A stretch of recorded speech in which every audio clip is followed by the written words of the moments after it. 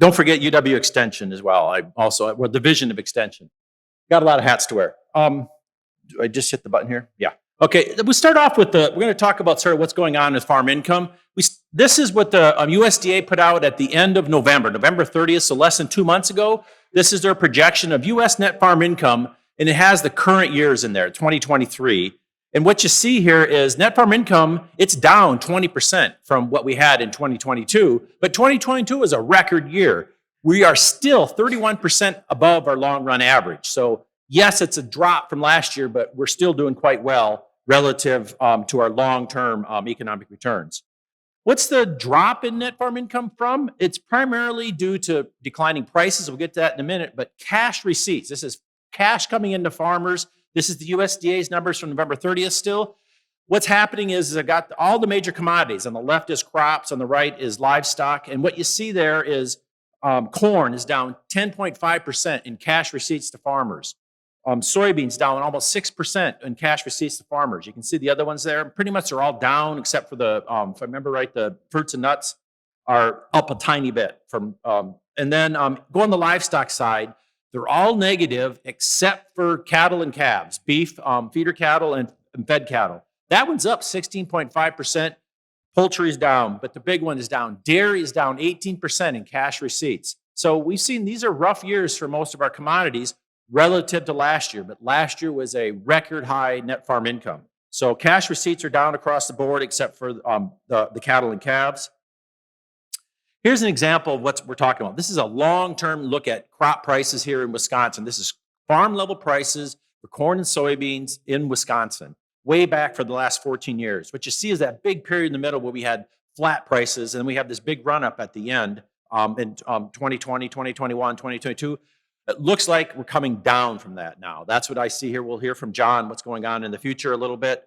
But what I'd like to show here is that 440 is November. That's the last day we have these for, November. Down 28% over the last 12 months as of November. As for corn, soybeans down 10% in the last 12 months, so they're down. And what you see is how the shape of the corn one is very reminiscent. It looks a lot like what we saw back in 11, 12, 13. That same shape, and we're coming down. Where the new floor is, I don't know. We'll see. And soybean looks like it's a little bit longer. It has a longer tail of higher money, higher prices. We'll see. Here's dairy, the same thing. This is only for the last 5 years, but you can see as of November, it was $19.80 for dollars per hundredweight is the price here in Wisconsin, but it's down 16% over the last 12 months. But that peak back in the summer of 22 to that trough in the summer of 2023, that's a 43% decline in the price of milk here in the monthly price. So you can see prices are down, but farm income is down, but it was high in 2022. The big news for Wisconsin in 2023 was the drought. On the far right there is the monthly average rainfall. You can see we're really short in May and June, a couple inches each month. July hit back to average, and then August was dry, back to average in September. Temperatures were average. You look on the left there are those maps. This is the drought monitor maps. You got mid to late May, mid to late June, July, August, about the same time in each month. You can see June, Wisconsin's white. Nothing's problematic. By June 26th, the whole state has got abnormally dry or drought, and then it gets worse, especially in that southwestern corner there in mid-July. That's after 2 months of very short rainfall. Then in August, it kind of gets all splotchy and broken up. So that was the big news. Big parts of the state were looking at abnormally dry or different levels of drought. Particularly, you see those polls in June or May and June. I can't read it. Yeah, June and July, and then in August, we were short of rain. It had an impact on the crops. This is the USDA's estimate of crop conditions. This is the percent of corn acres in good to excellent condition. On the top row, the bottom row is soybean in good to excellent condition. The markets like to watch this to kind of get a sense of how the crops are doing. And what you see there is the left is Wisconsin, the right is the United States. Corn in Wisconsin started out average in April, but in May, quickly fell into way low, down to about half of the crop is all that was good to excellent. That means the other half of the crop is not in good shape, and it stayed down there for the whole season. Worse in the last 5 years than we've seen. You can see how much lower there is. It's half the corn was in rough shape. Half the soybeans is rough shape. So you can kind of see how the crops did not look good this year. Anyone that was out there, you could see it. The U.S.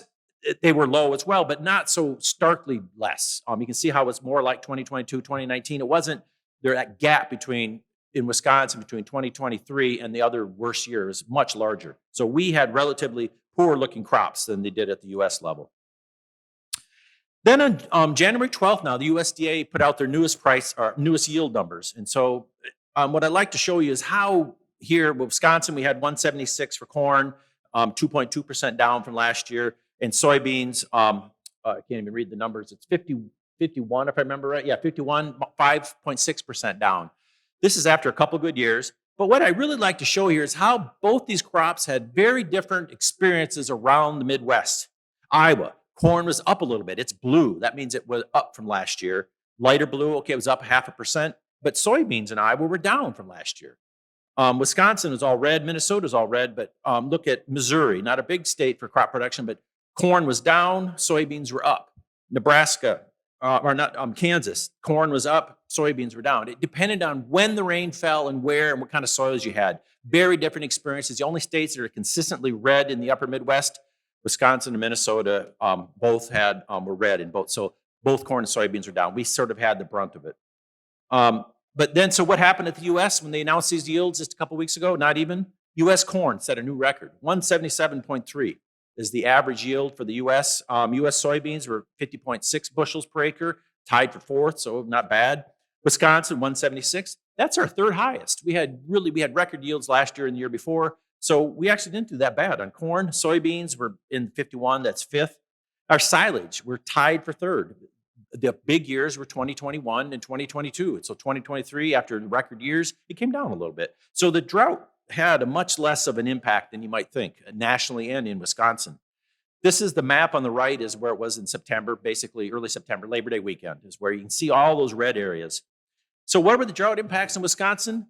We see yield losses were spotty. It really depended on when you got that rain and where your crop was in its crop phenology, where it was in its growth process.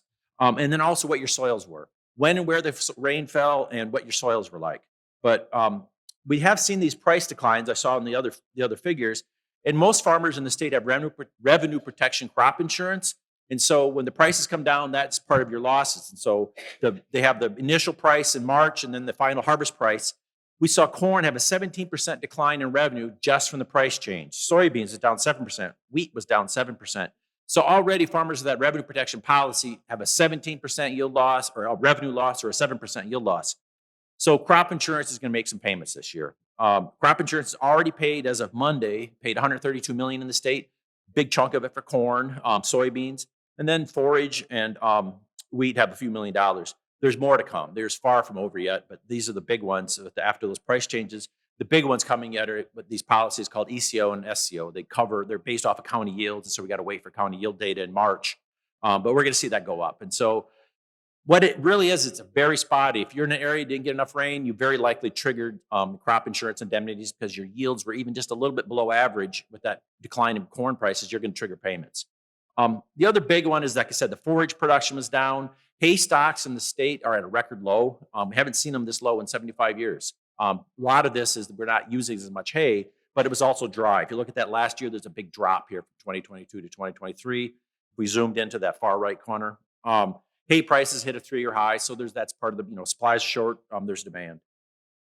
So now let's look. Oh, wrong way. Now let's look at some farm finance stuff. This is in August. This is land values. This is all the states. This is cropland. Wisconsin land values for 2023 were up 11.8%. We're the highest around all of our neighbors. Michigan up at 11.3, but all of our neighboring states did not have this highest increase in land values, in cropland values. You have to go to the Northern Great Plains to see anything higher than Wisconsin. So we're pretty high relative to the rest of the nation in increase in value. This is as of August. This is the historical data. Wisconsin's the red line. The U.S. is the blue line. You can see after several years of flat land values, the last 3 years have been jump up, jump up, jump up. We saw another big increase at 11.8%. Over the last 3 years, we've seen a 40% increase in land values. Even more than that, 40.6 according to USDA data. That's really helped a lot of farm balance sheets. If you've got your land, if you own land, you've watched your equity increase. So that's really been a big part of the farm economy here, has been these big jump and increase in land values. Wisconsin's following that national trend. But I think the land values are slowing. This is the Chicago Federal Reserve Bank does District 7. That's that little map in the upper right corner. It's about 2/3 of Wisconsin, Iowa, the northern parts of Illinois and Indiana, and then the lower peninsula of Michigan.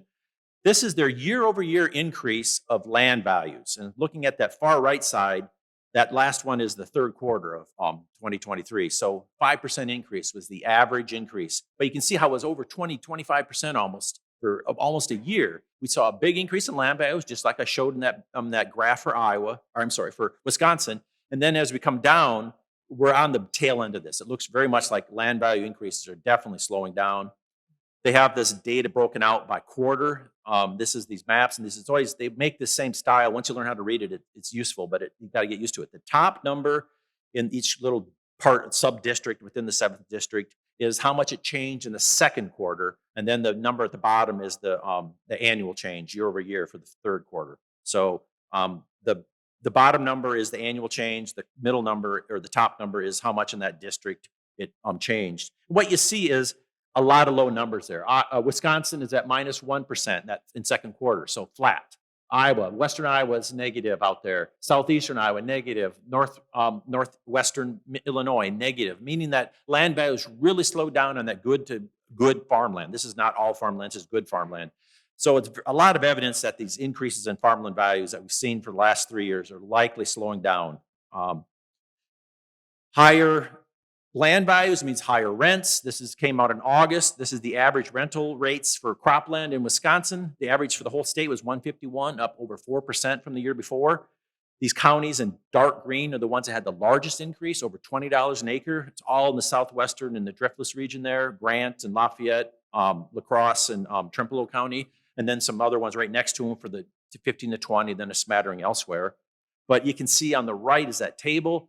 Lafayette and Grant County lead the state in average rental rates, $259 and $241. Another one, here Dane County, we're in $205. Then there's a big chunk of counties there in that upper 190s. These are all our major ag counties, but there's been a big increase in land rental rates associated with this increase in land values as well. So this is definitely creating a cost problem for farmers. Wrong way. Interest rates continue to increase. This is again from the Chicago Fed. This is for operating loans and for land real estate loans. You can see 8.5 and 7.7% for the two. This is in the third quarter, so October 1st of last year. But you can see they're starting to bend over, and you heard Steve Deller's talk. I think we're going to start seeing these coming down, but definitely high for the first time. We've been seeing some high interest rates.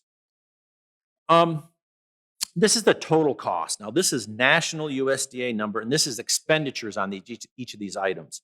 If you look at the USDA data for agriculture, the cost to grow crops and to raise livestock across all of the different things we do in agriculture, it's pretty flat. It's up a tiny, tiny bit. It's barely even a 0.1%. So costs are holding steady, but that's at the aggregate in net. There's lots of variation within them. What's the big increase in cost? Interest spending costs for interest up 43% from 2022 to 2023. Livestock, 20%. That's for feeder livestock. If you've got to buy cattle to put on a feedlot, up 20%. You think back to how beef cattle prices last year were pretty, cattle and calves were expensive. Labor is up. We heard from Steve how tight the labor supply is. Seed, these are all national averages. Expenditures are up in all those. And what are they down? Fertilizer's down a bunch. That's good news for crop farmers, especially corn. Fuel is down 11%. Feed is down a little bit because crop prices are down. In net, costs are about a break even, holding steady from last year. What's the 2020 forecast for crops, especially? Thin margins. These are crop budgets from UW Extension, the county educators, the Iowa State University, and Northern Illinois from the University of Illinois. These are all come out in January here.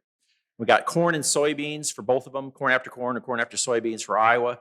And these are what they call the break-even prices. This is their best guess after cover. You got to pay for everything. You got to pay for the land, so you got to cover opportunity cost if you were to rent it out. You got to also pay for the farmer's time, the management effort. So then you got all your variable inputs and machinery and everything. So Wisconsin, they're about $5 is the break-even price for corn. If you're going to be raising corn in Wisconsin, that means if you're getting less than that, you're not paying yourself a full wage. You're not paying for the cost of the land if you were to rent it out, or if you're renting it. Soybean is about $11.38.